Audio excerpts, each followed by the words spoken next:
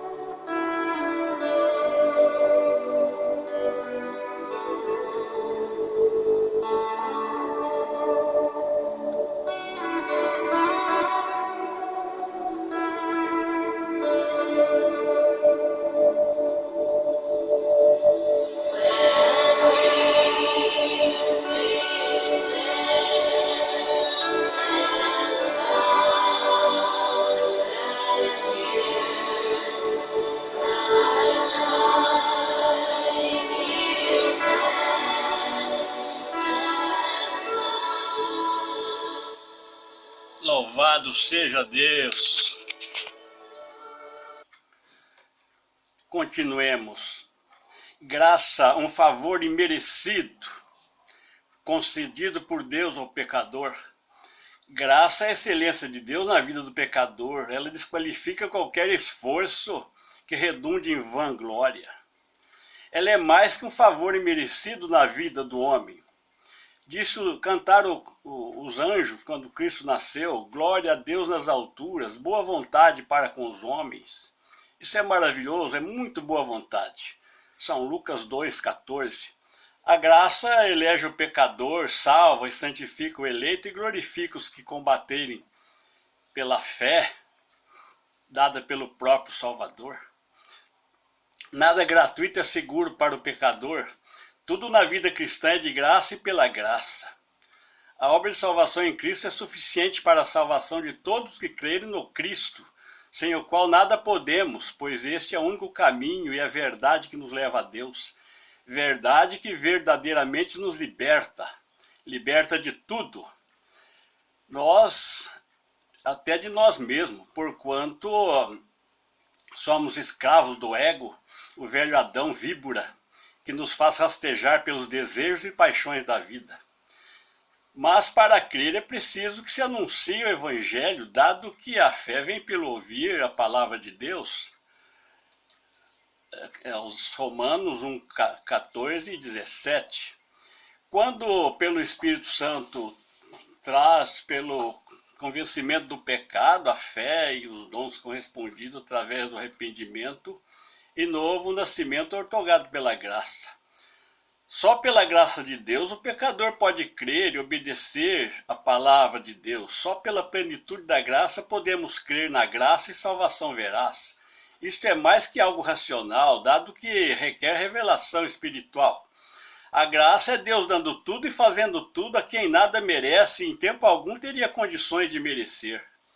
É um tanto difícil tratar do assunto, uma vez que a natureza humana é refratária à graça de Deus. Deve-se considerar que toda a boa dádiva e todo dom perfeito são lá do alto, descendo do Pai das luzes. São Tiago 1,16 e 17. Os homens nunca criaram um Deus gracioso, mas deuses cruéis, vingativos, que exigem sacrifício e muitos serviços de seus fiéis. Vê o caso do deus Moloque, nos braços incandescentes do qual os adoradores sacrificavam seus próprios filhos. Porém, até a poeira que se acumula nos narizes desses deuses imóveis devem ser removidas pelos próprios adeptos. Note o que diz sobre o caráter de Deus soberano, porque desde a eternidade, da antiguidade, não se ouviu, nem com os ouvidos se percebeu, nem com os olhos se viu um Deus além de ti, que opera a favor daquele que nele espera. Isaías 64:4. O Deus Criador pede muito pouco de nós. Está escrito: Ele declarou ao homem o que é bom, o que o Senhor requer de ti, senão que pratiques a justiça, ames a beneficência e andes humildemente com o teu Deus. Miqueias capítulo 6. Mas existe no caso do exposto acima e no que concerne a salvação um aparente paradoxo. Uma vez que surge a pergunta, por que então o Evangelho propõe renúncia, resignação e de certa forma muito sofrimento? Veja bem, João Batista dizia aos candidatos ao batismo, que vinha para se batizar, chamava-os raça de víboras. Quem vos ensinou a fugir da ira futura? Lucas capítulo 3:7.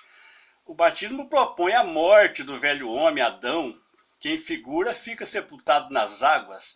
Na realidade, esse homem é uma víbora em seu ego, o qual sai das águas, no caso representado pela passagem do Mar Vermelho, e entra num deserto onde o seu ego vai se crucificando e morrendo à míngua devido ao jejum que priva os chamados de se satisfazer com os pratos do Egito, que é o sistema. Por isso São Paulo reitera o Salmo dizendo: por amor de ti somos mortos todos os dias e reputados como ovelhas para o matadouro. Aí entra a atuação da graça, dado que a guarida do Espírito Santo, representados pela coluna de fogo e a nuvem que seguia no deserto, vale ler Coríntios 10, também o maná do céu, pão da vida espiritual, e a palavra, a água que jorra da pedra, Cristo, pela graça daria condições plenas para o cristão vencer o ego, é exemplo do jejum do Cristo na quarentena pós-batismo, onde foi tentado por Satanás, ego também, pois Cristo no plano humano, como homem, tinha sim o seu ego, pois do contrário ele não teria como interceder plenamente, dado a inexperiência plena e total da vida humana, para ser intercessor. Em tudo o que é matéria existe a dualidade representada pelo mau ladrão que estava à esquerda e o bom ladrão à direita da cruz. Isto para haver equilíbrio, bem como a imprescindível resistência e oposição. Onde não há equilíbrio, reina o caos. Convém explicar duas questões. A serpente hasteada por Moisés no deserto representava Cristo crucificado. Os que pecavam, murmuravam, blasfemavam, olhando para ela, após picados, eram sarados. A serpente ardente do deserto picava, era caso de morte. Isso passa o seguinte recado: quando falta renúncia, pecamos. E a serpente que nos pica é o próprio ego, porém, em se olhando não para a serpente de bronze hasteada por Moisés, que em figura seria Cristo homem, na cruz o sujeito não morreria. No deserto é preciso ter visão para olhar para essa serpente. Nós estamos num deserto espiritual, sem visão espiritual nós não vemos o Cristo crucificado e morremos sim. Note que os 40 anos de jornada dos hebreus pelo deserto entende-se uma passagem entre o Mar Vermelho e o Jordão, que indica a morte. Aí existe uma caminhada transcendental que deve ocorrer dentro do ser, conforme vai morrendo o ego. Bem como foi figurada na quarentena de Jesus também em seu jejum. A serpente representa o ser horizontalizado, mundo, sistema, materialista. É o bronze, o ouro 666, enquanto que a crucificação da carne propõe a verticalização do ser, que seria 999. Logo, cada reino que os hebreus venciam representam as virtudes negativas reinantes nessa cobra ego que está dentro de nós, a qual só morre de fato quando esmaga sua cabeça. Isso se daria mediante rendição total à vida, a qual devemos perder para ganhar a verdadeira vida. Todavia, com razão, restam muitas perguntas, tais como por que alguns cristãos sofrem mais que outros? Isso está condicionado a muitos fatores. Basta notar o caso de Paulo, que, incomodado por uma enfermidade crônica, após pedir por 3 vezes a cura, Deus lhe responde: a minha graça te basta. 1 Coríntios 12:9. Isto com propósito, dado que sem o espinho na carne, este se incharia pela grandeza das revelações. O regedor do universo sempre esteve e sempre estará certo. Ele é muito grande e perfeito para ser injusto. O culpado na realidade de tudo é aquele que vemos no espelho todos os dias.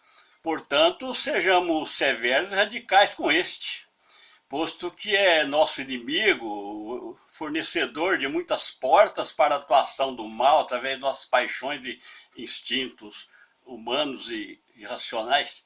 Desde que fomos maus desde a infância, transferindo culpas, mentindo para a mamãe por conveniência e mordendo os amigos e irmãos por ira, ciúmes e inveja, meditemos no ponto citado por São Paulo. Porque eu sei que em mim, isto é, na minha carne, não habita bem algum, com efeito, o querer o bem está em mim, mas efetuar o bem não está. Romanos capítulo 7. Vale notar que a língua bifurcada da serpente denuncia dualidade, ao passo que a espada que sai da boca do Cristo no Apocalipse 1, verso 8, essa espada de 2 gumes representa a palavra, a imparcialidade e justiça. E é muito importante e muito profundo isso, mas vamos ficando por aqui e Deus nos abençoará com entendimento, através da sinceridade. Graça e paz a todos. E vamos continuar com o hino.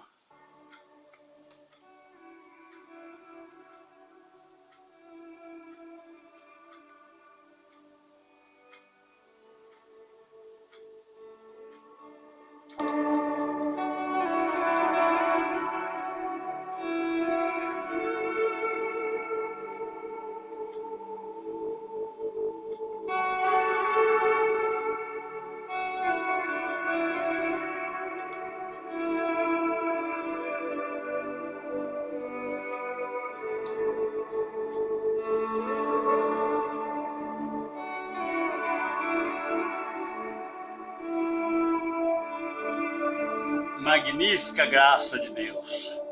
Deus seja louvado e a paz seja com todos.